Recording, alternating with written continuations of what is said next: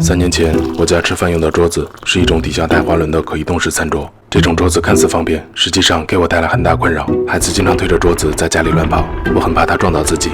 终于有一天，孩子把一个轮子撞掉了，我干脆把4个滑轮都拆下来，本以为这下就安心了，没想到又遇到了新的问题。滑轮拆掉后，桌子就变矮了，导致孩子吃饭时坐的宝宝椅比桌子高出一截。本想给孩子换一个矮一点的宝宝椅，但他不答应。我家孩子比较恋旧，轻易不会允许别人把他的东西扔掉或换掉。比如这堆乐高玩具已经放了1年多，他从来不玩，但也不许我们扔掉。但看他坐在上面吃饭实在难受，时间长了会驼背的。这时我突然想到，只要把他的椅子锯掉一截，让椅子变矮一点就行了。目测需要让椅子的高度降低10公分左右，于是我决定锯椅子。首先用皮尺测量出需要锯掉的长度，然后将它们锯断，很快就锯好了。然而这时我发现不太对，椅子腿好像锯多了，桌子反而比椅子高出一大截。看来只能给孩子换个新椅子了。但孩子坚决不同意，说他只有坐在这个椅子上才能吃得下饭。没办法，也不能强行给他换一个。3岁的孩子需要多沟通。经过谨慎思考后，我做出一个大胆的决定，把桌子再锯短一些，让桌子和宝宝椅齐平。应该要把桌子腿再锯掉15公分左右。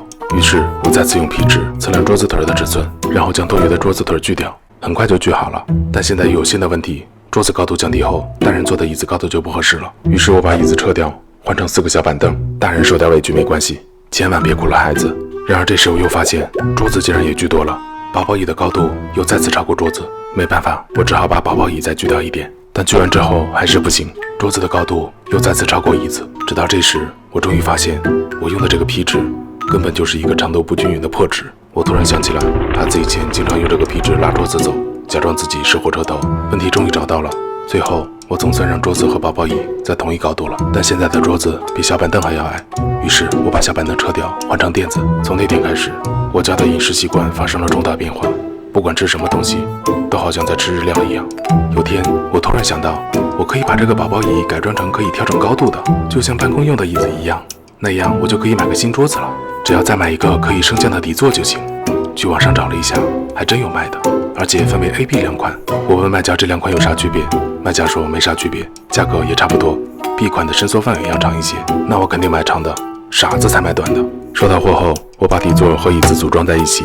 组装后的宝宝椅最矮可以调到60公分，最高可以调到2米。然而更麻烦的事情来了，孩子迷上了在高空吃饭的感觉。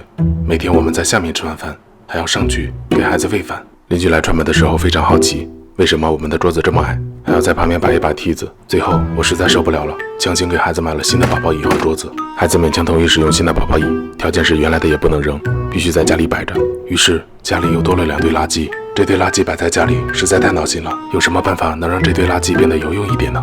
有天我突然想到一个办法，我把之前拆掉的滑轮重新装了上去，然后在桌子边缘打一圈胶水，并把孩子的乐高粘上去。接下来开始往上拼乐高，拼到一定高度后开始横向扩张，最后一堆毫无用途的垃圾变成了一辆精美的小汽车。这辆车实在太完美了，纯手工打造，简约中透露着奢华，而且车座可以调到2米，孩子一定非常喜欢。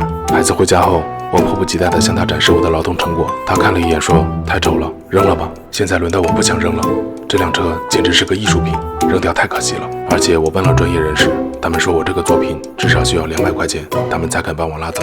这时我突然想起我有个导演朋友正在拍一部跟车有关的电影，于是我联系了这位朋友，然后把这辆车送给了他。电影上映后，我第一时间就去看了。虽然最后我没有在电影里看到我的车，但是我在电影片尾看到了我的名字，这种感觉真不错。我突然冒出个想法，也许我也可以做跟电影相关的事情。于是这3年，我一直在坚持学习相关的专业知识，同时也在等待一个机会。直到今年夏天，机会终于来了。我的那位朋友又要拍一部新电影，我赶紧问他能不能让我去剧组学习一下，他答应了。所以最近几个月，我一直在朋友的剧组里担任重要的职务，结合自己3年来学到的知识，为大家服务。下个月大家就能看到这部电影。每个人都要有梦想，只要坚持自己的梦想，总有机会实现的。